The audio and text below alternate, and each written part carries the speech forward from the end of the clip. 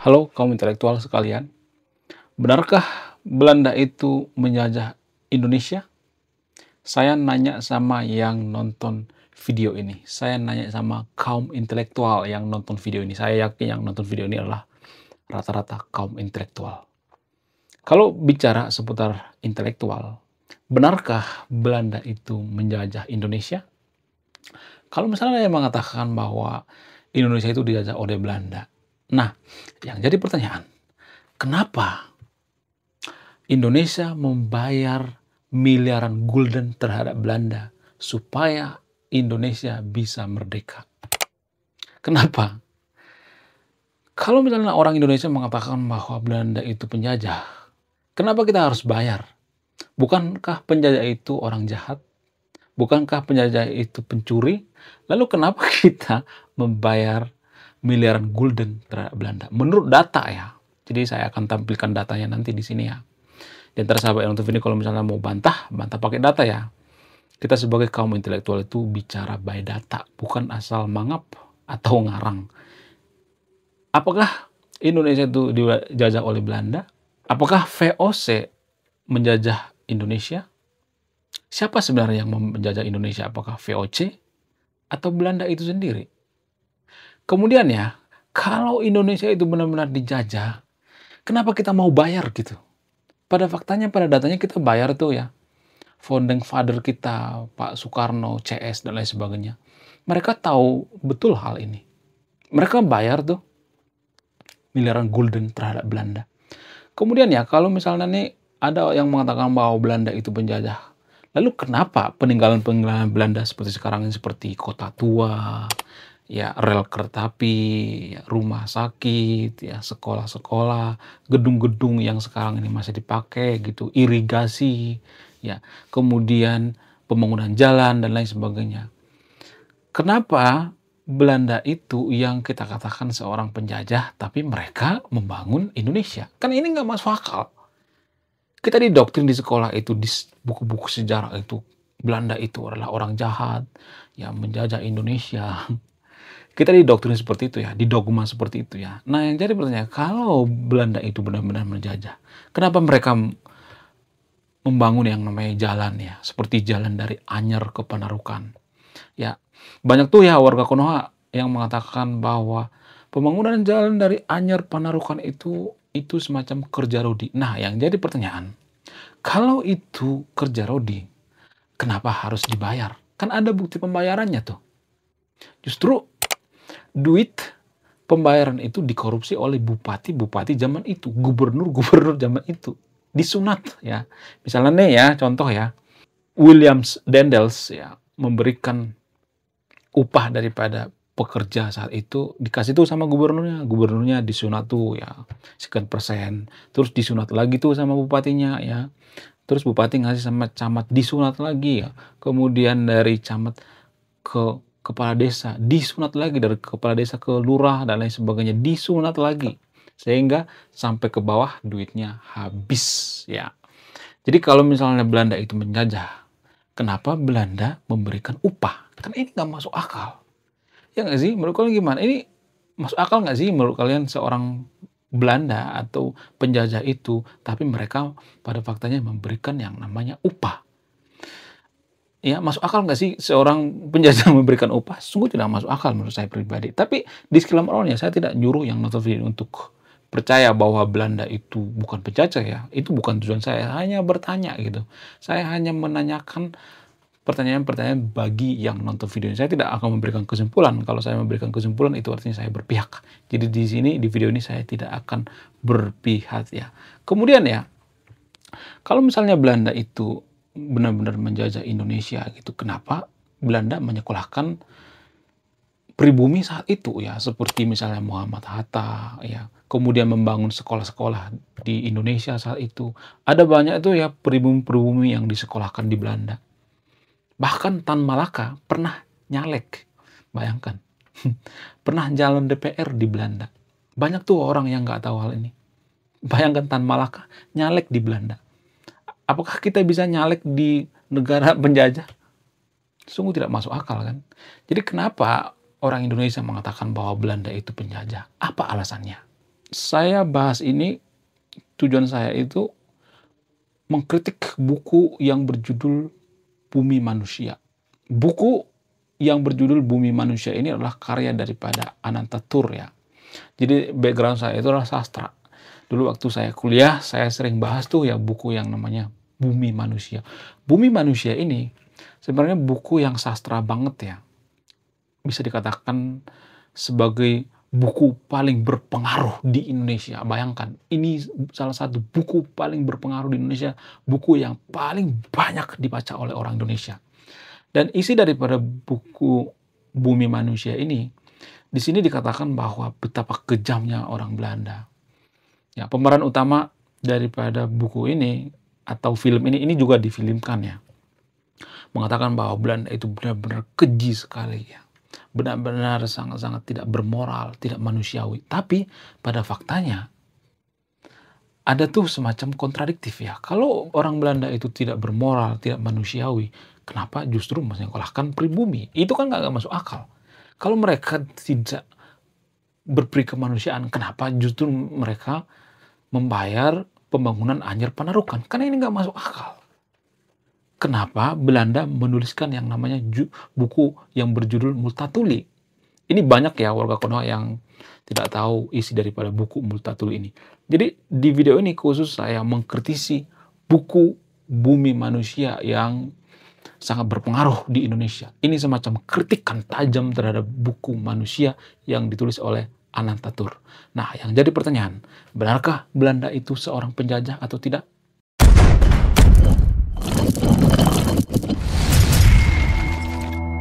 Kita sebagai warga intelektual atau kaum intelektual itu kita tidak boleh menerima informasi itu hanya dari satu arah. Kita harus menerima dari berbagai arah ya.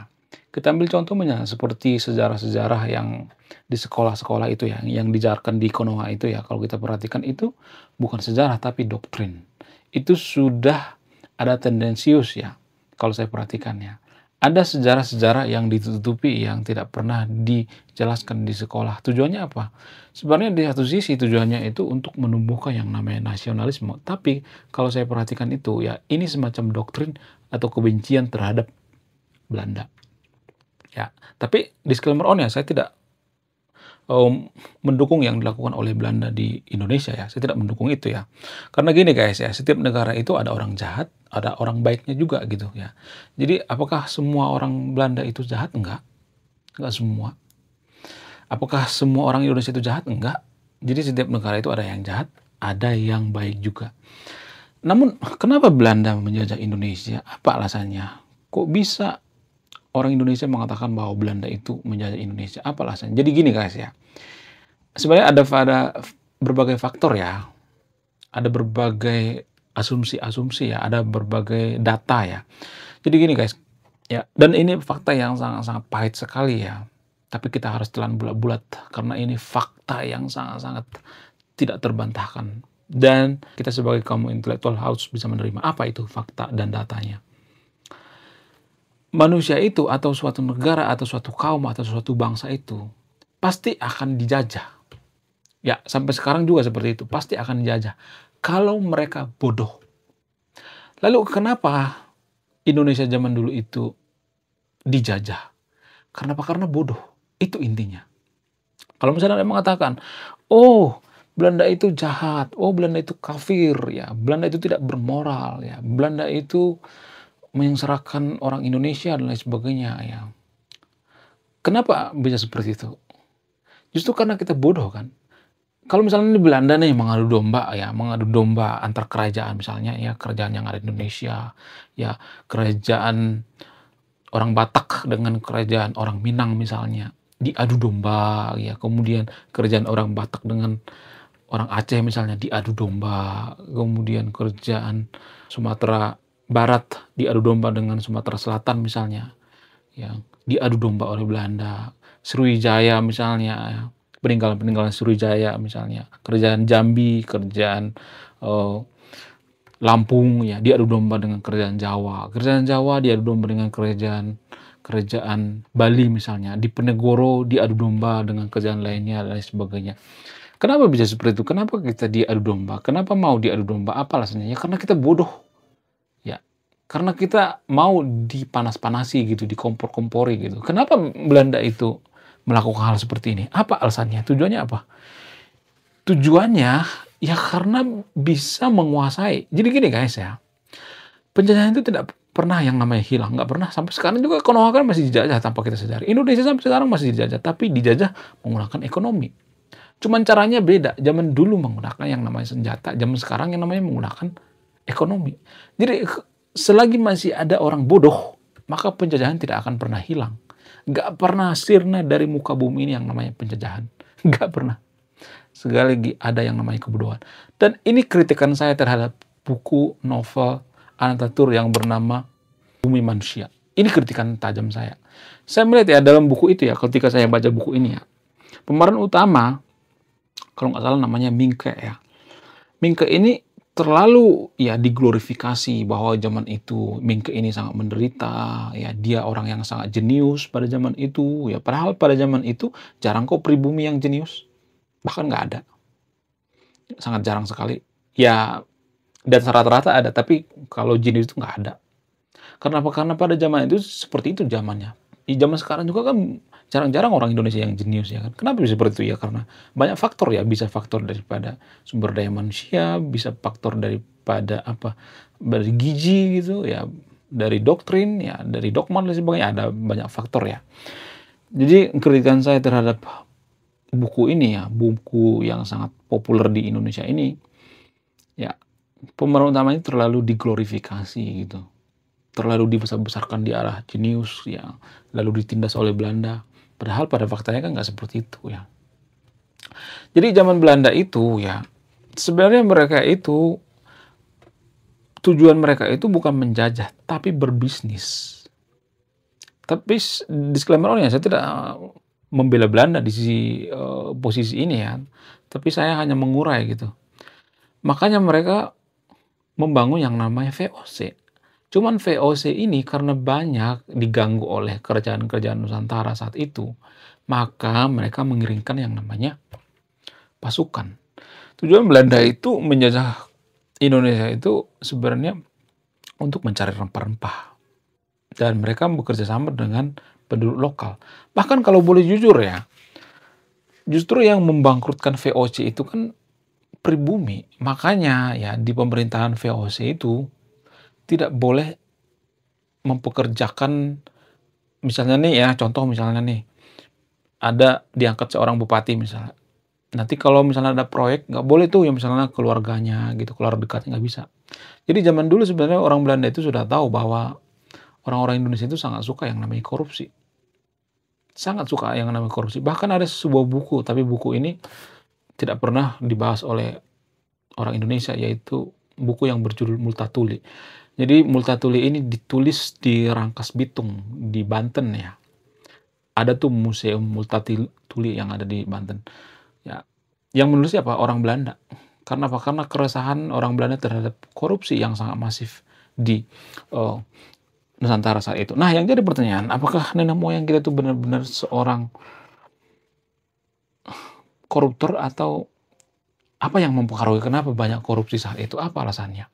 Jadi kalau boleh jujur ya, salah satu alasan yang mempengaruhi kenapa banyak korupsi saat itu, karena banyak faktor ya. Secara antropologi itu, kita tuh adalah bangsa yang sangat peduli dengan keluarga.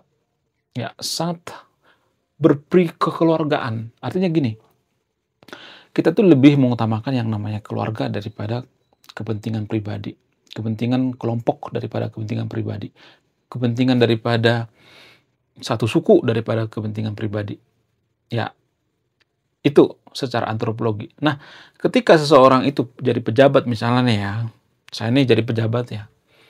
Jadi secara tidak tertulis ada semacam kewajiban saya untuk apa? Untuk menarik adik-adik saya, teman-teman saya, ya kemudian keluarga saya ya.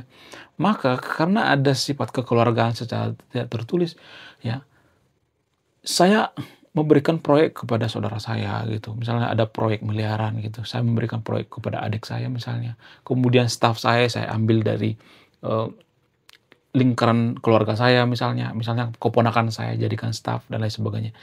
Jadi sifat kekeluargaan inilah yang menjadikan korupsi. Nah, karena dalam suatu pemerintahan itu ya ada istilah kekeluargaan ya.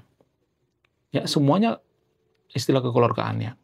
Ya yang megang proyek adiknya, yang jadi staf keponakannya, kemudian yang jadi bendahara saudara dari kakaknya misalnya dan lain sebagainya. Sehingga terjadi yang namanya korupsi berjamaah. Ini pengaruh daripada korupsi. Memudahkan kita untuk korupsi. Kenapa? Karena saling menutupi. Dan ini juga terjadi sampai sekarang kok. Seperti ya kalau kita perhatikan, kalau kita jeli ya. Di Banten itu ada gubernur ya. Zaman dulu ada gubernur bernama Ratu Atut ya.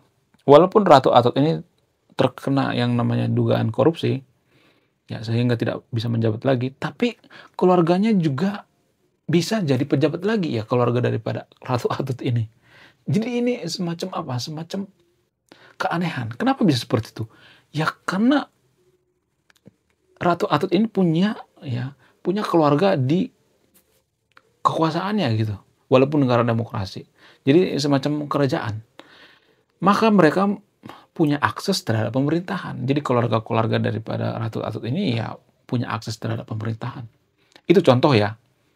Ya, saya tidak mengatakan bahwa cuma Ratu Atut yang seperti itu, tapi ya kalau saya perhatikan di daerah-daerah lain juga ada yang seperti itu, banyak kok yang seperti itu. Ini yang susah dihilangkan. Ini salah satu penyebab kenapa terjadi korupsi ya. Karena apa? Karena kekeluargaan, rasa kekeluargaan, rasa kekomunitasan ya. Jadi kita harus membela yang namanya suatu komunitas, satu aliran dan sebagainya. Jadi kita itu kadang-kadang rela ya mengorbankan diri untuk apa? Untuk membela yang namanya keluarga. Karena apa? Karena kita berpikir bahwa keluarga itu juga akan membela kita. Jadi saling bela satu sama lain. Dan ini juga sudah diantisipasi oleh Belanda pada saat penjajahan ya. Sehingga apa? Sehingga nggak boleh ya kalau misalnya ini ada keluarga kita jadi pejabat, nggak boleh keluarganya yang jadi memegang ya jabatan-jabatan penting di pemerintahannya. Tapi kalau kita perhatikan sekarang ini justru demokrasi dimanfaatkan untuk hal-hal seperti ini ya. Jadi kita itu sebenarnya kembali ke zaman kolonial atau zaman kerajaan ya.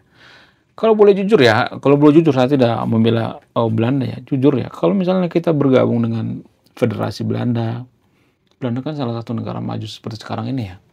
Ya mungkin kita bisa menjadi negara maju guys. Buktinya sekarang nih kalau sepak bola kita perhatikan ya, banyak tuh ya yang berasal dari Belanda, ya kan? Kenapa? Karena SDM Belanda itu lebih maju daripada kita. Kita harus mengakui itu. Jadi jangan menutup mata gitu ya. Ya sebenarnya secara tidak langsung Belanda juga menjajah kita kok. Kenapa sepak bola Indonesia itu nggak maju? Ya karena SDM-nya rendah. Kenapa sepak bola dari Belanda itu banyak yang jago? Karena SDM mereka tinggi. Ya, kenapa bisa seperti itu? Kenapa SDM kita itu sangat rendah? Ya kalau misalnya nih ada nih ya orang yang jadi pesepak bola di Indonesia ya, mereka itu biasanya banyak alasan ya. Nggak semuanya tapi ya banyak alasan. Kalau misalnya latihan malas-malesan ya. Kemudian ini berdasarkan pengalaman daripada pelatih ya. Jadi salah satu pelatih yang sangat populer di Indonesia itu, Sintayong pernah mengatakan, saya itu dulu pernah punya anak didik. Dia mengatakan neneknya meninggal, kakaknya meninggal, padahal sudah meninggal gitu. Jadi cuma alasan doang. Ya, kenapa nggak masuk? Oh, karena nenek saya meninggal, padahal neneknya sudah meninggal lama gitu. Jadi itu namanya tidak jujur, itu namanya SDM rendah. Itu alasannya kenapa kita dijajah. Sampai sekarang juga Belanda menjajah kita dalam dunia sepak bola. Kenapa orang Belanda yang dipilih oleh Pak Erick Thohir? Ya untuk memperbaiki sepak bola Indonesia karena SDM orang Belanda itu lebih maju daripada kita. Ya harus jujur dong. Ya, kita harus mengakui bahwa kita itu bodoh. SDM kita rendah. Kemudian alasan selanjutnya kenapa? Ya kalau saya perhatikan buku daripada Bumi Manusia ini tidak jujur ya kalau saya perhatikan. Harusnya novel itu kan jujur ya. Tidak mengatakan yang sejujurnya ya. Di novel ini tidak dikatakan bahwa kenapa orang Indonesia saat itu tertindas ya karena kebodohan. karena sistem, karena SDM rendah. Dan buku ini juga tidak mengatakan bahwa Belanda itu membayar ya upah kerja rodi. Buku itu juga tidak menjelaskan bahwa banyak bangunan-bangunan daripada Belanda seperti kota tua dan sebagainya, banyak investasi daripada Belanda, menyekolahkan pribumi dan lain sebagainya. Jadi hanya melihat dari satu sudut pandang. Jadi buku ini semacam doktrin ya, doktrin kebencian terhadap orang-orang Belanda itu sendiri ya. Jadi tersahabat yang tervin ini kalau misalnya tertarik baca buku ini ya sangat-sangat luar biasa ya. Anda akan melihat ya bagaimana warga Konoha itu didoktrin untuk membenci mati-matian yang mana Belanda ya. Padahal kalau boleh jujur ya, kalau kita masuk Federasi Belanda, bisa aja kita menjadi negara maju. Federasi itu nggak selamanya salah guys, ya. Nggak selamanya sesat. Dulu Malaysia itu nggak mau lepas dari penjajahan Inggris guys. Kenapa? Karena banyak privilege daripada Malaysia dari Inggris, persemakmuran Inggris, ya kan? Kemudian Australia juga nggak mau lepas dari persemakmuran Inggris. Kenapa? Karena ada yang namanya privilege ya. Bahkan ada tuh ya, saya lupa namanya, sebuah negara yang nggak mau lepas dari jajahan Prancis. Kenapa? Karena ada privilege dari Prancis. Justru Prancis mengatakan kalian merdeka aja. Negara ini nggak mau merdeka. Kenapa? Karena ada privilege dari Prancis. Jadi ya kita harus harus fair ya dalam membahas buku itu, kita harus fair ya. Jadi dulu waktu saya kuliah itu saya sering banget bahas tentang buku sastra ya. Tulis di kolom komentar ya, apa buku yang perlu saya bahas ya, buku tentang membangkitkan yang namanya SDM ya. Jadi SDM kita itu sangat memperhatikan sekali, karena apa? Karena kita itu tidak terbiasa berpikir kritis ya. Jadi saya bahas buku ini untuk apa? Untuk berpikir kritis ya, untuk menumbuhkan yang namanya berpikir kritis. Saya tidak mendoktrin yang untuk video ini. Ya, dan tersahabat yang untuk video, kalau misalnya pengen saya bahas buku apa, tulis di kolom komentar ya. Oke, sekian video ini, terima kasih sudah menonton. Saya kaum intelektual, salam rasional.